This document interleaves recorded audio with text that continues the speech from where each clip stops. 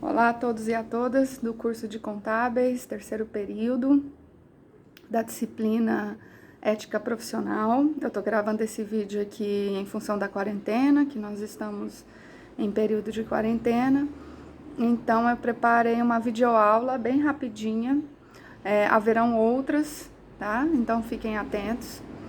E nessa videoaula eu vou retomar bem rapidinho os conceitos de ética e moral, né, que a gente viu nas últimas aulas, para a gente já adensar esses conceitos dentro de uma discussão sobre ética nas organizações. Esse é o conceito-chave da aula de hoje.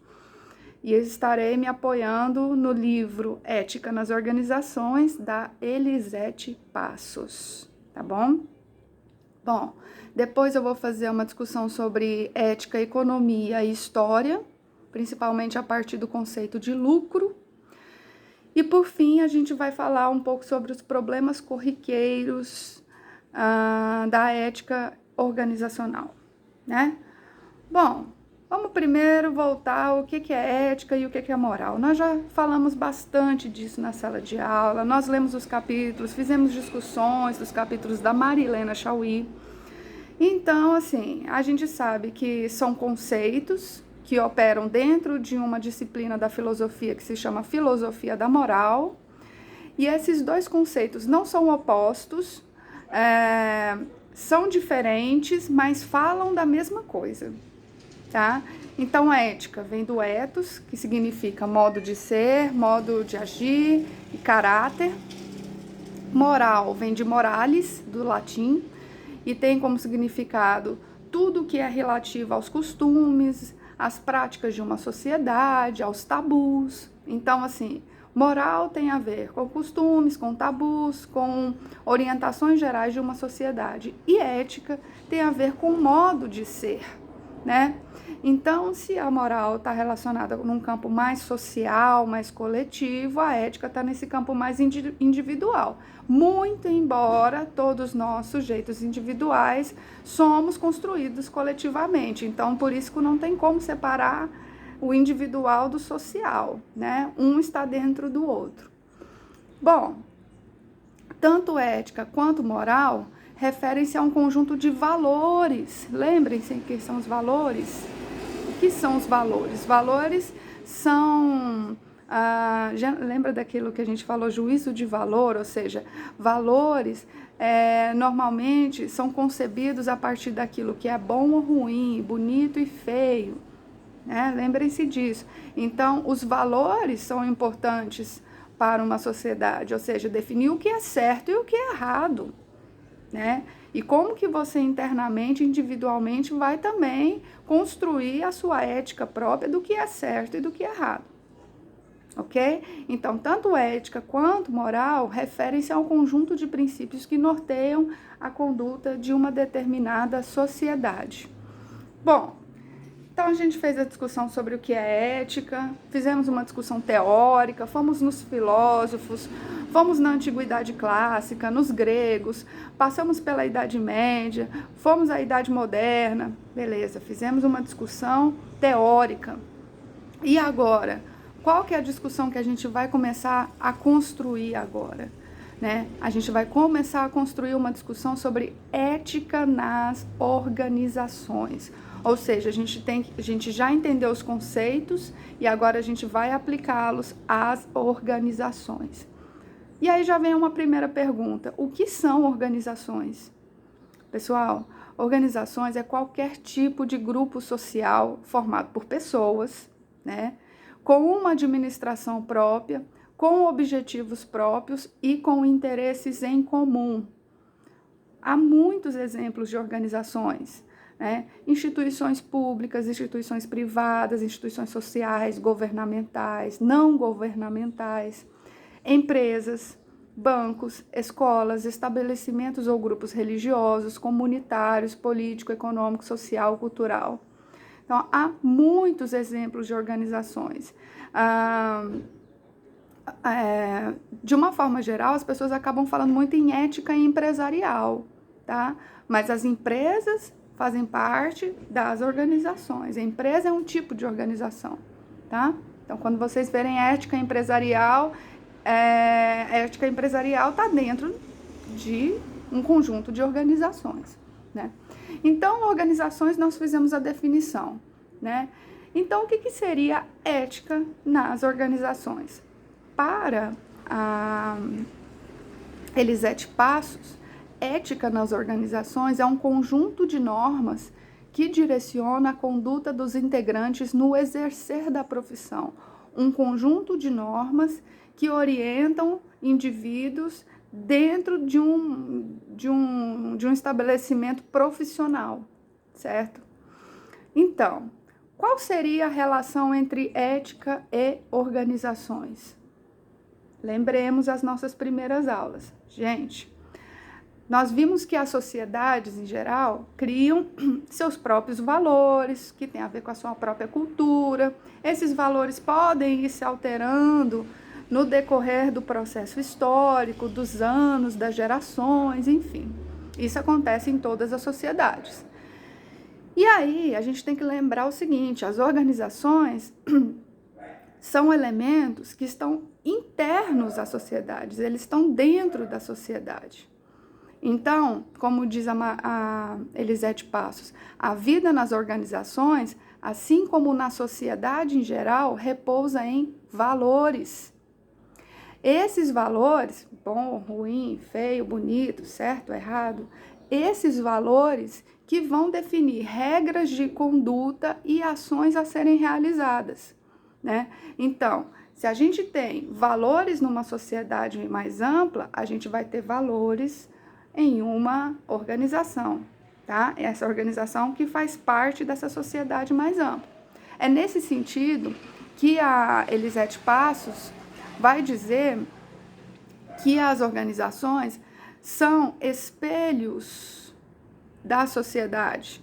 Então, elas reproduzem valores que já estão operando numa sociedade maior. As organizações reproduzem os valores de uma sociedade mais ampla, certo? Bom, e aí, quando a gente fala em organizações, especialmente quando a gente fala em empresas, a gente sempre associa a empresa ao lucro. E aí vem a terceira parte da nossa aula aqui. Ética, economia e história. Né? Eu poderia perguntar para vocês, vocês acham que as empresas estão sempre interessadas no lucro? As organizações, as instituições também, de uma forma geral, estão sempre interessadas no lucro? No capital financeiro? Bom, a resposta é que sim, as empresas estão interessadas no lucro, né? Sempre associamos empresa e lucro, porque historicamente as empresas agiram segundo as orientações inspiradas em valores econômicos. E aí eu pergunto para vocês de novo, né? Desde quando as empresas privilegiam o capital econômico? Desde quando o financeiro é o mais importante? Desde quando o lucro é importante?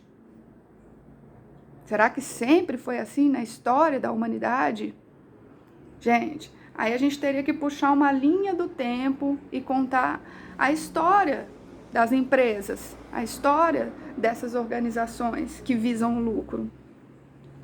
E assim, eu poderia voltar desde a antiguidade e fazer uma trajetória bem longa, mas eu vou fazer um recorte específico aqui, porque as teorias econômicas sobre o lucro estão dentro de um debate sobre o capitalismo.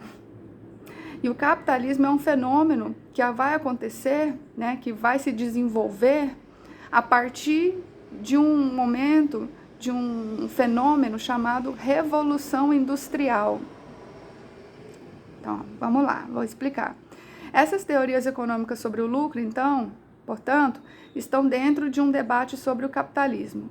Essas teorias reforçam o importante papel do surgimento de duas classes, a classe do patrão e a classe do empregado. A exploração da mão de obra do empregado para quê? Visar maior lucro. Quando que isso começa? Começa, para esses teóricos que eu estou falando com eles aqui, principalmente o Karl Marx, que é um principal referencial teórico, que vai fazer uma teoria sobre o capital, uma teoria sobre o lucro também, né? Vai fazer análises profundas sobre isso. Então, a Revolução Industrial é a transformação do trabalho artesanal, manufatureiro, do trabalho artesanal e manufatureiro para o trabalho em escala industrial. Quando isso foi possível? A partir de 1760, na Inglaterra, com o surgimento de novas tecnologias, da máquina a vapor, da máquina de fiar, né? Então, ou seja, essas máquinas que foram surgindo, essas novas tecnologias, propiciaram, né, uma maior produção, né, maior rapidez na produção, né? Então, quem era o dono dessas máquinas começou a empregar pessoas para trabalharem nessas máquinas. E na época nem tinha direito trabalhista, não tinha nada disso, a gente sabe, né? Foi com o passar do tempo que essas conquistas foram sendo ganhas. Naquele momento, no começo da Revolução Industrial, quem era o empresário ou quem era o dono da fábrica, né, era aquele que tinha a máquina, né, que ia empregar os funcionários para eles fazerem o seu trabalho. É muito interessante, a gente sempre volta àquela imagem do Chaplin, né, do trabalhador na esteira, apertando o mesmo botão, né, o dia inteiro nessa escala de produção. Por quê? Porque esse trabalhador, a partir da Revolução Industrial, ele não vai saber mais fazer o trabalho manufatureiro. Ele vai saber apertar um botão, né? Ou apertar um parafuso várias vezes ao dia, né? Então, ele não tem consciência de quanto vale a sua mão de obra. Por isso que ele também não tem consciência do lucro que ele, ou que principalmente o patrão dele, tira, né? Então, desde a Revolução Industrial, com o surgimento dessas duas classes, de patrão e empregado, é que a gente consegue fazer uma discussão maior, né, sobre a questão do lucro, né, que é uma lógica do capitalismo, que é o sistema que a gente está inserido. Agora, é claro que desde a Revolução Industrial, que aconteceu lá no século XVIII, lá na Europa, se espalhou pelos Estados Unidos e no Brasil. Quando que vai acontecer a Revolução Industrial, né? A nossa Revolução Industrial, a nossa industrialização aqui no Brasil. Vai ser a partir de Getúlio Vargas, 1930, tá? A gente tem um processo de industrialização no Brasil aqui também e de criação de classes, de trabalhadores assalariados e de empresários. Isso vai ser a partir do século XX no Brasil. Mas, bom, desde a Revolução Industrial, lá do século XVIII, passamos por diversas transformações nos modos de produção, de relações econômicas, de transformações na vida cultural, social, econômica, tecnológica, né, sem dúvida, né? E todas essas transformações impactaram também as organizações. Vamos lembrar que as organizações são espelho da sociedade, então tudo que se transforma na sociedade também vai ter algum impacto nas organizações. Então, as organizações também foram se transformando, desde a época da Revolução Industrial, que eram pequenas fabriquetas, para se transformar em fábricas, depois se transformarem em empresas e talvez hoje até multinacionais. Então, assim, foram vários processos históricos para que isso acontecesse, em diferentes tempos, em diferentes sociedades, né, com diferentes culturas. Cada sociedade dessas vai construir os seus próprios valores, né, e vão construir os próprios valores para suas organizações. Né? Na era do capitalismo, né, que começa ali do século XVII, XVIII para cá, novos valores vão sendo moldados ou remoldados, né? E esses valores também vão sendo perpassados pelas organizações, né? Nesse sentido, a Elisete traz uma citação aqui na página 66, que eu vou ler para vocês, que reforça isso que eu estou dizendo. Ela diz assim: assim como ocorre na ética geral, os valores que regulam as ações e os comportamentos dentro de uma empresa também são históricos e alteram-se com as mudanças históricos-sociais. Então, o que ela está dizendo? As empresas, os valores de uma empresa, né, também se alteram. Claro que não se alteram da noite para o dia, assim como na sociedade, né? Os valores, as transformações de valores, ou um conflito de valores é algo que se estende por gerações, né? Eu sempre uso o exemplo do papel da mulher. O papel da mulher hoje é o mesmo de 100 anos atrás? Claro que não, mas teve um processo histórico de transformação lenta. Então, todos os valores, tudo aquilo que é considerado certo, errado, bonito, feio, que são os valores, né, de uma sociedade, eles se transformam lentamente. E isso também vai sendo, né, internalizado dentro das organizações, uma vez que as organizações são parte da sociedade. Então, assim, chegando à parte final da nossa aula aqui, se as organizações são espelho de uma sociedade maior, e sabemos que uma sociedade, ou qualquer sociedade, tem problemas éticos, né, como a Marilena já falava muito com a gente, né, são os dilemas éticos que a gente vai atravessar, porque é humano, né, é demasiado humano, como diria o Nietzsche, né, eu repito, isso é demasiado humano. Atravessar dilemas éticos faz parte do convívio em sociedade, né?